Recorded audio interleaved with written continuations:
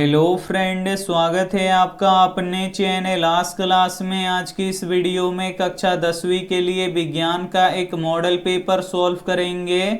इस model paper में काफ़ी महत्वपूर्ण 50 ऑब्जेक्टिव प्रश्न रहेगा जो आपके फाइनल बोर्ड परीक्षा के लिए काफ़ी महत्वपूर्ण रहेगा। तो एक भी प्रश्न आप लोग स्किप मत कीजिएगा। वीडियो को प्लीज़ आप लोग शुरू से लेके अंत तक देखिएगा और चैनल को अभी तक आप सब्सक्राइब नहीं किए हैं तो चैनल को सब्सक्राइब कर लीजिएगा। और सब्सक्राइब करने के बाद एक बेल आइकन आता है तो बेल आइकन को दबा के ऑल पे कर लीजिएगा ताकि जब भी लाइव क्लास हो तो आपके पास नोटिफिकेशन पहुंचता रहे।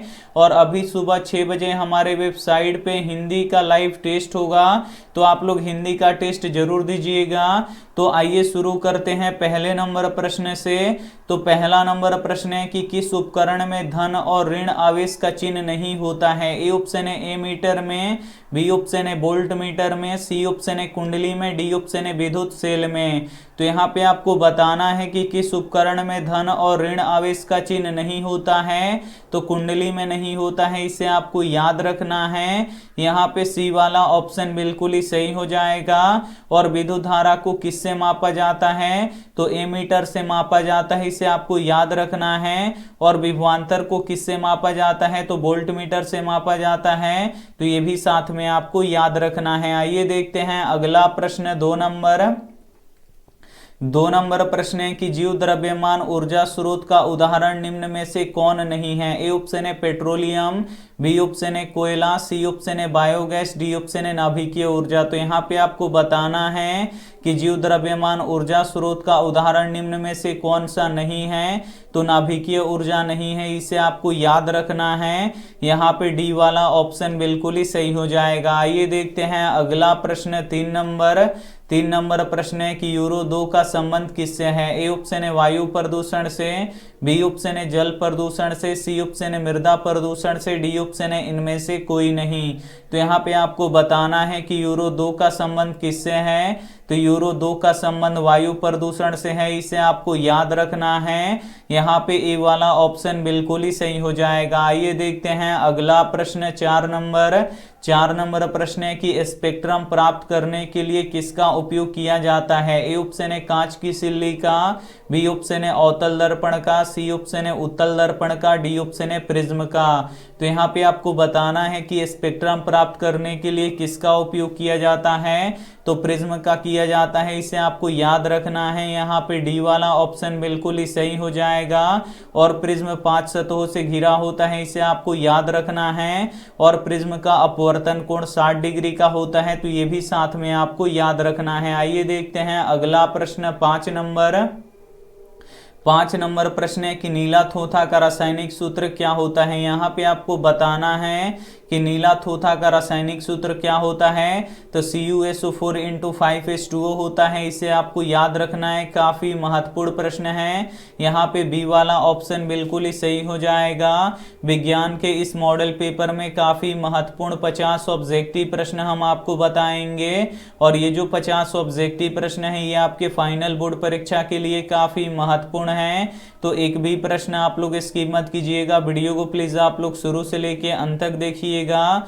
और वीडियो को अभी तक आप लाइक नहीं किए हैं तो प्लीज आप लोग वीडियो को लाइक भी कर दीजिएगा। आइए देखते हैं अगला प्रश्न 6 नंबर प्रश्न है कि निम्न में से कौन एक वन संपदा का उदाहरण है। ए ऑप्शन है मिट्टी, बी ऑप्शन है लकड़ी, सी ऑप्शन है तांबा, डी ऑप्शन है एल्यूमिनियम। तो यहाँ पे आपको बताना है कि निम्न में से कौन एक वन संपदा का उदाहरण है। तो लकड़ी है, इसे आपको याद रखना है। यहाँ पे बी वाला ऑप्शन बिल्कुल ही सही हो जाएगा। आइए देखते हैं अगला प्रश्न 7 नंबर प्रश्न है कि चीनी का रासायनिक सूत्र क्या होता है। काफी महत्वपूर्ण प्रश्न है ये आपके बोर्ड परीक्षा के लिए। यहाँ पे आपको बताना है कि चीनी का रासायनिक सूत्र क्या होता है। तो C12H22O11 होता है, इसे आपको याद रखना है।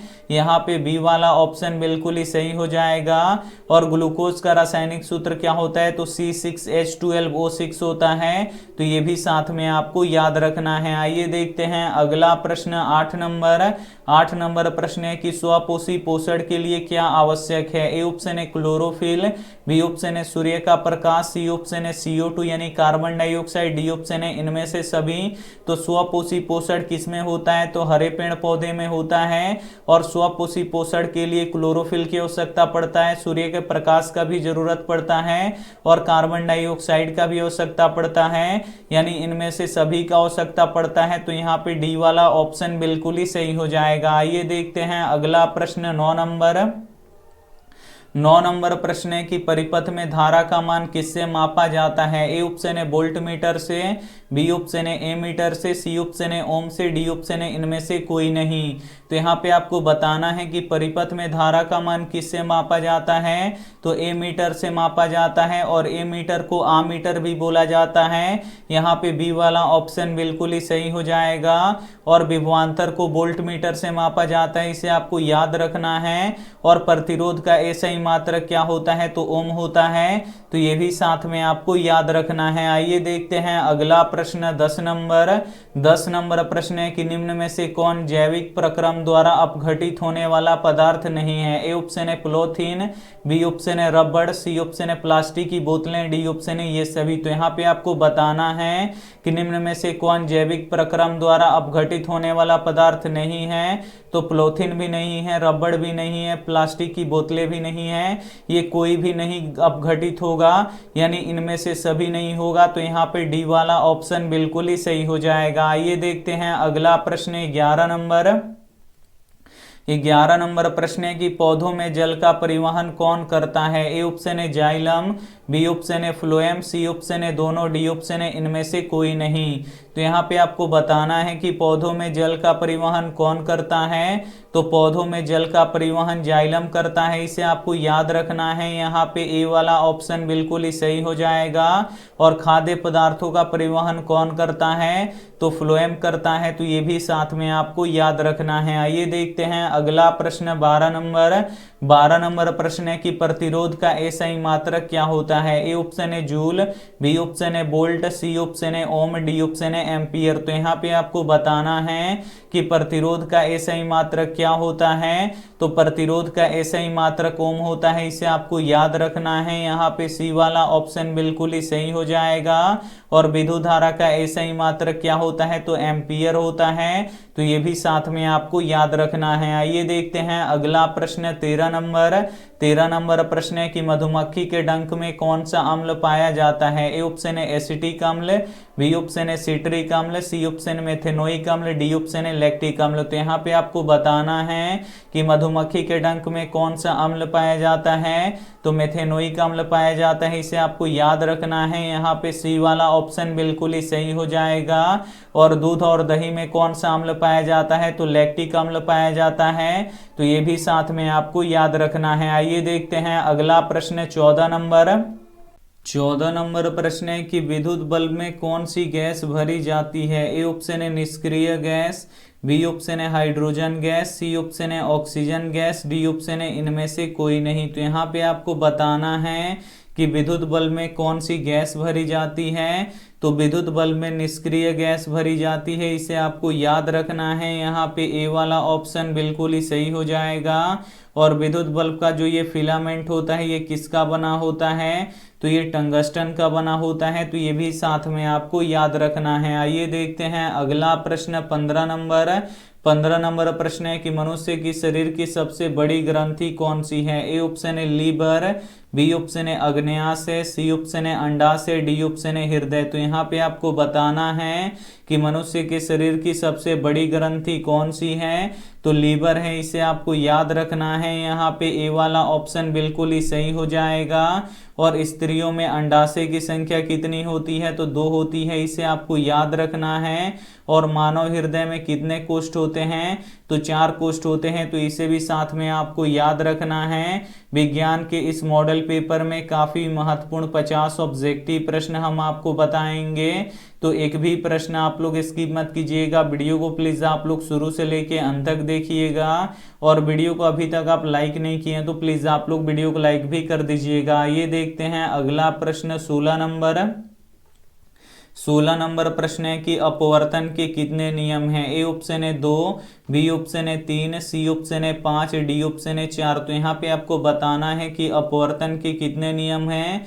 तो अपवर्तन के 2 नियम होते हैं, यहाँ पे ए वाला ऑप्शन बिल्कुल ही सही हो जाएगा। और परावर्तन के कितने नियम होते हैं, तो परावर्तन के 2 ही नियम होते हैं। तो ये भी साथ में आपको याद रखना है। आइए देखते हैं अगला प्रश्न 17 नंबर। 17 नंबर प्रश्न है कि निम्न में से कौन भूमिगत जल का उदाहरण है। ए ऑप्शन है नदी, बी ऑप्शन है कुआं, सी ऑप्शन है तालाब, डी ऑप्शन है समुद्र। तो यहाँ पे आपको बताना है कि निम्न में से कौन भूमिगत जल का उदाहरण है। तो जो कुआं है ये भूमिगत जल का उदाहरण है। यहाँ पे बी वाला ऑप्शन बिल्कुल ही सही हो जाएगा। और पृथ्वी पर कितना प्रतिशत जल पाया जाता है, तो पृथ्वी पर 71% जल पाया जाता है और 29% भूमि पाया जाता है। तो ये भी साथ में आपको याद रखना है। आइए देखते हैं अगला प्रश्न 18 नंबर। 18 नंबर प्रश्न है कि अधातु के ऑक्साइड कैसे होते हैं। ए ऑप्शन है क्षारीय, बी ऑप्शन है अम्लीय, सी ऑप्शन है दोनों, डी ऑप्शन है इनमें से कोई नहीं। तो यहाँ पे आपको बताना है कि अधातु के ऑक्साइड कैसे होते हैं। तो अधातु के ऑक्साइड अम्लीय होते हैं। यहाँ पे बी वाला ऑप्शन बिल्कुल ही सही हो जाएगा। और धातु के ऑक्साइड क्षारीय होते हैं। तो ये भी साथ में आपको याद रखना है। आइए देखते हैं अगला प्रश्न 19 नंबर। 19 नंबर प्रश्न है कि निम्न में से कौन विजातीय यौगिक है। ए ऑप्शन है चूना पत्थर, बी ऑप्शन है खड़िया, सी ऑप्शन है संगमरमर, डी ऑप्शन है प्लास्टर ऑफ पेरिस। तो यहाँ पे आपको बताना है कि निम्न में से कौन विजातीय यौगिक है। तो प्लास्टर ऑफ पेरिस विजातीय यौगिक है, इसे आपको याद रखना है। यहाँ पे डी वाला ऑप्शन बिल्कुल ही सही हो जाएगा। आइए देखते हैं अगला प्रश्न 20 नंबर।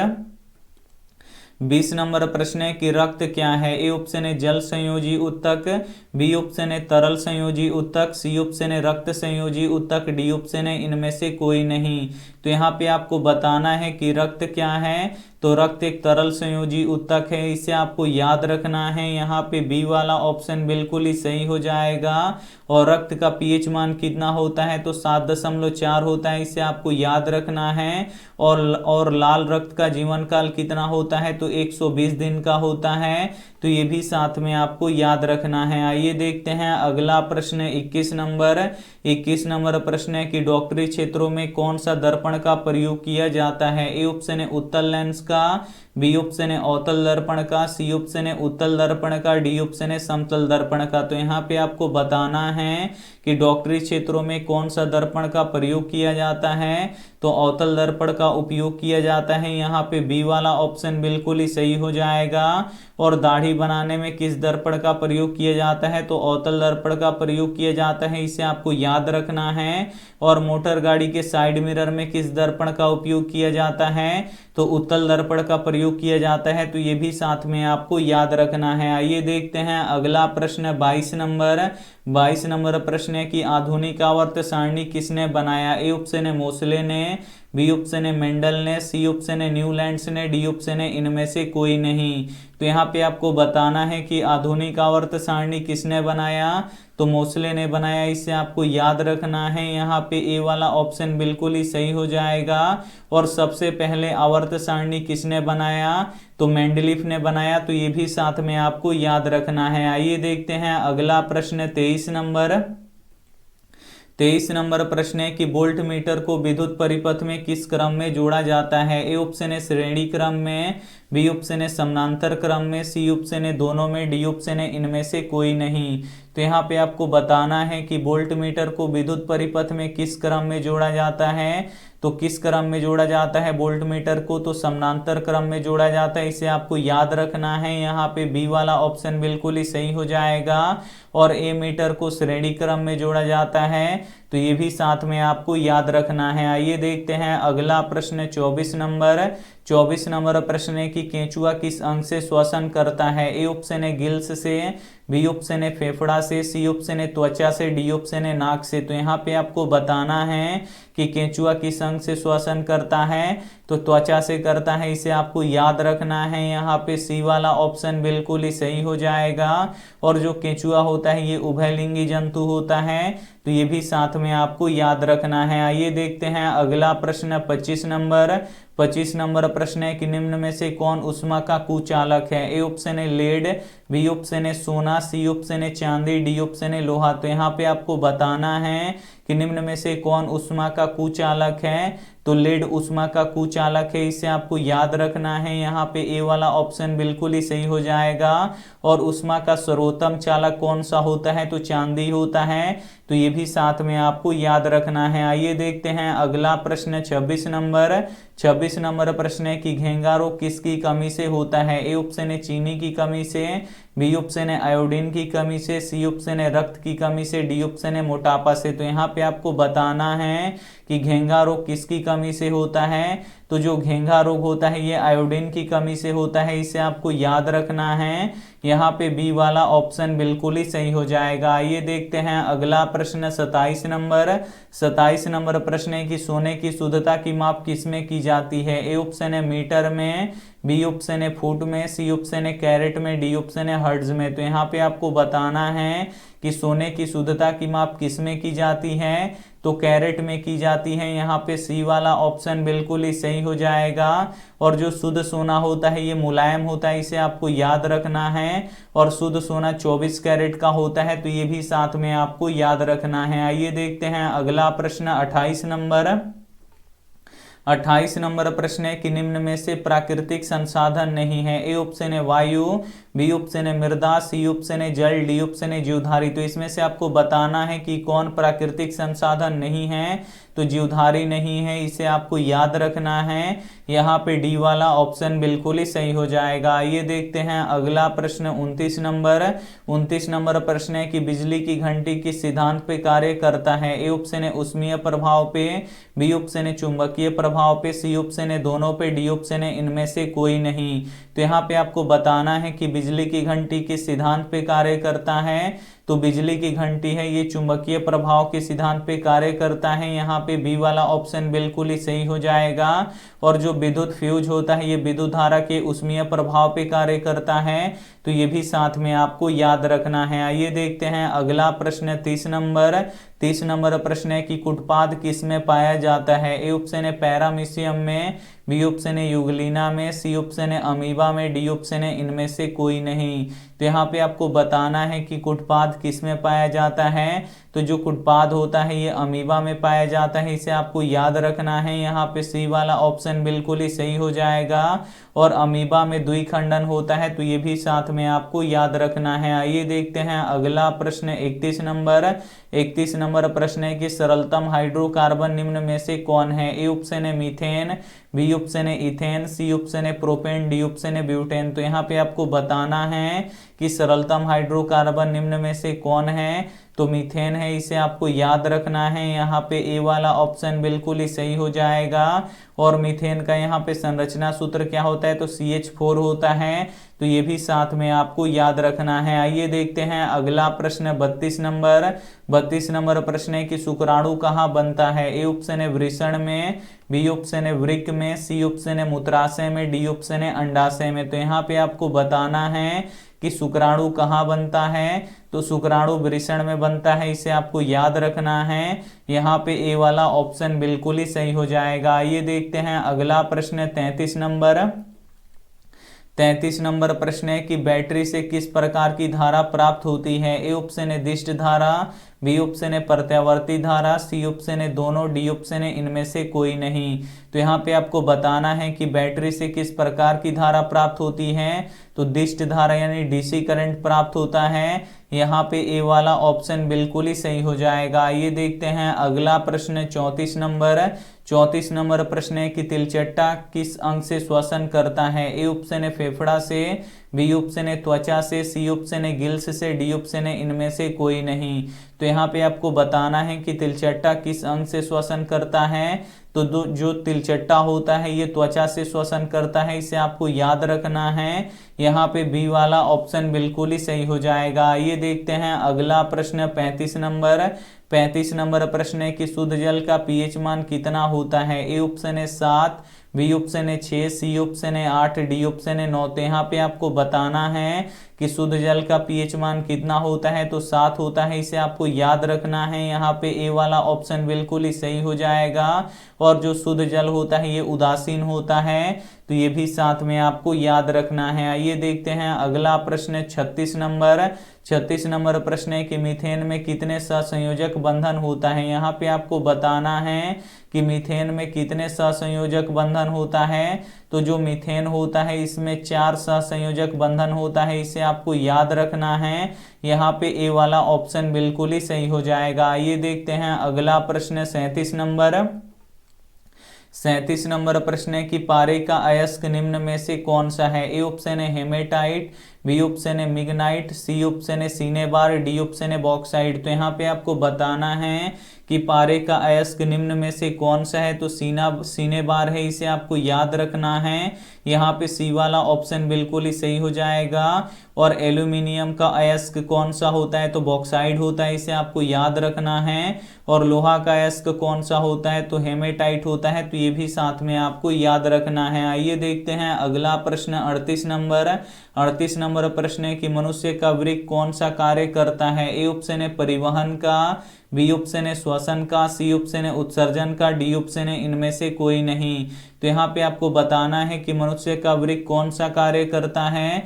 तो जो मनुष्य का वृक्क है ये उत्सर्जन का कार्य करता है, इसे आपको याद रखना है।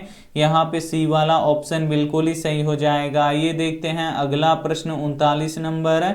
39 नंबर प्रश्न है कि बायोगैस का मुख्य घटक है। ए ऑप्शन है मीथेन गैस, बी ऑप्शन है एथेन गैस, सी ऑप्शन है ब्यूटेन गैस, डी ऑप्शन है हाइड्रोजन गैस। तो यहाँ पे आपको बताना है कि बायोगैस का मुख्य घटक है। तो बायोगैस का मुख्य घटक मीथेन गैस होता है, इसे आपको याद रखना है। यहाँ पे ए वाला ऑप्शन बिल्कुल ही सही हो जाएगा। और एलपीजी का मुख्य घटक कौन सा गैस होता है, तो ब्यूटेन गैस होता है, तो ये भी साथ में आपको याद रखना है। आइए देखते हैं अगला प्रश्न 40 नंबर। 40 नंबर प्रश्न है कि भारत में घरेलू प्रत्यावर्ती धारा की आवृत्ति है। ए ऑप्शन है 10 HZ, बी ऑप्शन है 50 HZ, सी ऑप्शन है 60 HZ, डी ऑप्शन है 100 HZ। तो यहाँ पे आपको बताना है कि भारत में घरेलू प्रत्यावर्ती धारा की आवृत्ति है तो 50 HZ यानी 50 हर्ट्ज है, इसे आपको याद रखना है। यहाँ पे बी वाला ऑप्शन बिल्कुल ही सही हो जाएगा। और आवृत्ति का ऐसा ही मात्रक क्या होता है, तो हर्ट्ज होता है, तो ये भी साथ में आपको याद रखना है। आइए देखते हैं अगला प्रश्न 41 नंबर। 41 नंबर प्रश्न है कि मास्टर ग्रंथि किस ग्रंथि को कहते हैं। ए ऑप्शन है थायराइड ग्रंथि को, बी ऑप्शन है पिट्यूटरी ग्रंथि को, सी ऑप्शन है पैराथायराइड ग्रंथि को, डी ऑप्शन है तंत्रिका ग्रंथि को। तो यहाँ पे आपको बताना है कि मास्टर ग्रंथि किस ग्रंथि को कहते हैं। तो मास्टर ग्रंथि किस ग्रंथि को कहते हैं, तो पिट्यूटरी ग्रंथि को कहते हैं, इसे आपको याद रखना है। यहाँ पे बी वाला ऑप्शन बिल्कुल ही सही हो जाएगा। ये देखते हैं अगला प्रश्न 42 नंबर। 42 नंबर प्रश्न है कि ताजे दूध का पीएच मान होता है। ए ऑप्शन है 4, बी ऑप्शन है 5, सी ऑप्शन है 8, डी ऑप्शन है 6.5। तो यहाँ पे आपको बताना है कि ताजे दूध का पीएच मान होता है। तो ताजे दूध का पीएच मान 6.5 होता है। यहाँ पे डी वाला ऑप्शन बिल्कुल ही सही हो जाएगा। ये देखते हैं अगला प्रश्न 43 नंबर। 43 नंबर प्रश्न है कि वास्तविक प्रतिबिंब हमेशा कैसा बनता है। ए ऑप्शन है सीधा, बी ऑप्शन है उल्टा, सी ऑप्शन है तिरछे, डी ऑप्शन है उपयुक्त सभी तरह के। तो यहाँ पे आपको बताना है कि वास्तविक प्रतिबिंब हमेशा कैसा बनता है। तो वास्तविक प्रतिबिंब हमेशा उल्टा बनता है। यहाँ पे बी वाला ऑप्शन बिल्कुल ही सही हो जाएगा। और जो काल्पनिक प्रतिबिंब होता है ये हमेशा सीधा बनता है, तो ये भी साथ में आपको याद रखना है। आइए देखते हैं अगला प्रश्न 44 नंबर। 44 नंबर प्रश्न है कि वह दर्पण कौन सा है जो वस्तु का बड़ा और काल्पनिक प्रतिबिंब बनाता है। ए ऑप्शन है उत्तल दर्पण, बी ऑप्शन है समतल दर्पण, सी ऑप्शन है अवतल दर्पण, डी ऑप्शन है अवतल लेंस। तो यहाँ पे आपको बताना है कि वो कौन सा दर्पण है जो वस्तु का बड़ा और काल्पनिक प्रतिबिंब बनाता है। तो अवतल दर्पण बनाता है। यहाँ पे सी वाला ऑप्शन बिल्कुल ही सही हो जाएगा। ये देखते हैं अगला प्रश्न 45 नंबर। 45 नंबर प्रश्न है कि अष्टक नियम के प्रतिपादक कौन थे। ए ऑप्शन है डाल्टन, बी ऑप्शन है डोबराइनर, सी ऑप्शन है मेंडल, डी ऑप्शन है न्यूलैंड्स। तो यहाँ पे आपको बताना है कि अष्टक नियम के प्रतिपादक कौन थे। तो न्यूलैंड्स थे, इसे आपको याद रखना है। यहाँ पे डी वाला ऑप्शन बिल्कुल ही सही हो जाएगा। आइए देखते हैं अगला प्रश्न 46 नंबर। 46 नंबर प्रश्न है कि रुधिर का कौन सा अवयव रक्त स्राव को रोकता है? ए ऑप्शन है लसिका, बी ऑप्शन है प्लाज्मा, सी ऑप्शन है प्लेटलेट्स, डी ऑप्शन है हीमोग्लोबिन। तो यहाँ पे आपको बताना है कि रुधिर का कौन सा अवयव रक्त स्राव को रोकता है, तो प्लेटलेट्स रोकता है, इसे आपको याद रखना है। यहाँ पे सी वाला ऑप्शन बिल्कुल ही सही हो जाएगा। और रक्त लाल किस कारण से दिखाई देता है? तो ये हीमोग्लोबिन के कारण से दिखाई देता है, तो ये भी साथ में आपको याद रखना है। आइए देखते हैं अगला प्रश्न 47 नंबर। 47 नंबर प्रश्न है कि लोहा को जिंक से लेपित करने की प्रक्रिया को क्या कहते हैं? ए ऑप्शन है संक्षारण, बी ऑप्शन है गैल्वेनीकरण, सी ऑप्शन है विद्युत अपघटन, डी ऑप्शन है इनमें से कोई नहीं। तो यहाँ पे आपको बताना है कि लोहे को जिंक से लेपित करने की क्रिया को क्या कहते हैं? तो गैल्वेनीकरण कहते हैं, इसे आपको याद रखना है। यहाँ पे बी वाला ऑप्शन बिल्कुल ही सही हो जाएगा। ये देखते हैं अगला प्रश्न 48 नंबर। 48 नंबर प्रश्न है कि हीरा और ग्रेफाइट है। ए ऑप्शन है समअवयवी, बी ऑप्शन है समस्थानिक, सी ऑप्शन है धातु है, डी ऑप्शन है कार्बन के अपरूप है। तो यहाँ पे आपको बताना है कि हीरा और ग्रेफाइट है, तो हीरा और ग्रेफाइट कार्बन के अपरूप है, इसे आपको याद रखना है। यहाँ पे डी वाला ऑप्शन बिल्कुल ही सही हो जाएगा। ये देखते हैं अगला प्रश्न 49 नंबर। 49 नंबर प्रश्न है कि ओजोन परत किस हानिकारक विकिरण से हमें रक्षा प्रदान करता है? ए ऑप्शन है अवरक्त विकिरण से, बी ऑप्शन है तापीय विकिरण से, सी ऑप्शन है पाराबैंगनी विकिरण से, डी ऑप्शन है इनमें से सभी से। तो यहाँ पे आपको बताना है कि ओजोन परत किस हानिकारक विकिरण से हमें रक्षा प्रदान करता है, तो पाराबैंगनी से हमें रक्षा प्रदान करता है, इसे आपको याद रखना है। यहाँ पे सी वाला ऑप्शन बिल्कुल ही सही हो जाएगा। और पाराबैंगनी किरण के कारण से कौन सा रोग होता है? तो त्वचा कैंसर होता है, तो ये भी साथ में आपको याद रखना है। आइए देखते हैं अंतिम प्रश्न 50 नंबर। 50 नंबर प्रश्न है कि अवायवीय श्वसन कोशिका के किस भाग में होता है? ए ऑप्शन है कोशिका द्रव में, बी ऑप्शन है कोशिका झिल्ली में, सी ऑप्शन है राइबोसोम में, डी ऑप्शन है केंद्रक में। तो यहाँ पे आपको बताना है कि अवायवीय श्वसन कोशिका के किस भाग में होता है, तो कोशिका द्रव में होता है, इसे आपको याद रखना है। यहाँ पे ए वाला ऑप्शन बिल्कुल ही सही हो जाएगा। विज्ञान के इस मॉडल पेपर में काफी महत्वपूर्ण 50 ऑब्जेक्टिव प्रश्न हम आपको बता चुके हैं, और ये जो 50 ऑब्जेक्टिव प्रश्न है ये आपके फाइनल बोर्ड परीक्षा के लिए काफी महत्वपूर्ण है। तो इसमें से जो भी प्रश्न आपको याद ना हो तो प्लीज आप लोग उसे नोटबुक पे लिख के जरूर याद कर लीजिएगा। और अभी जाइए, यहाँ पे 6 बजे से हिंदी का मेरे वेबसाइट पे लाइव टेस्ट होगा, तो आप लोग जल्दी जल्दी जाइए और 6 बजे हिंदी का लाइव टेस्ट दीजिए। और इसका रिजल्ट यहाँ पे 1 बजे दिन तक आ जाएगा, और इसका अंतिम समय रहेगा 12:30 बजे तक। तो जितना जल्दी हो सके आप लोग जाइए और मेरे वेबसाइट पे यहाँ पे हिंदी का टेस्ट दीजिए। और ये रहा आपके लिए होमवर्क प्रश्न, इसका जवाब आपको कमेंट बॉक्स में देना है कि डायनेमो यांत्रिक ऊर्जा को किस ऊर्जा में बदलता है? ए ऑप्शन है ध्वनि ऊर्जा में, बी ऑप्शन है विद्युत ऊर्जा में, सी ऑप्शन है सौर ऊर्जा में, डी ऑप्शन है प्रकाश ऊर्जा में। तो जो भी ऑप्शन आपको सही लगे वो आप हमें कमेंट करके जरूर बताइएगा।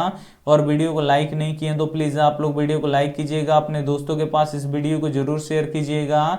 और चैनल को अभी तक आप सब्सक्राइब नहीं किए तो चैनल को सब्सक्राइब कर लीजिएगा। थैंक यू फॉर वॉचिंग, मिलते हैं अगली वीडियो में, तब तक अपना ध्यान रखिए, मन लगा के पढ़ाई कीजिए। Take care and bye.